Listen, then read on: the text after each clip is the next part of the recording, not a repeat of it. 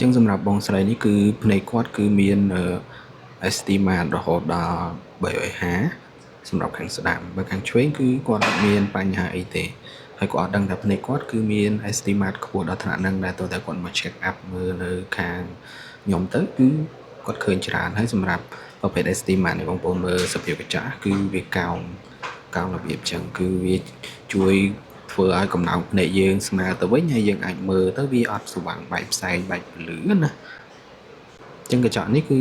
ជាកញ្ចក់របស់ក្រុមហ៊ុន Motion របស់អង់គ្លេស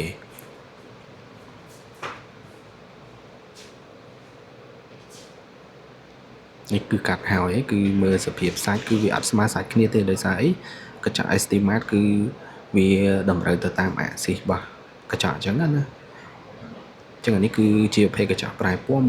1.61 Motion ហើយការបដូរពណ៌វាអាចបានត្រឹមខ្ទង់ 40% 50% អីដែរហើយអានេះជាកញ្ចក់ស្ដើង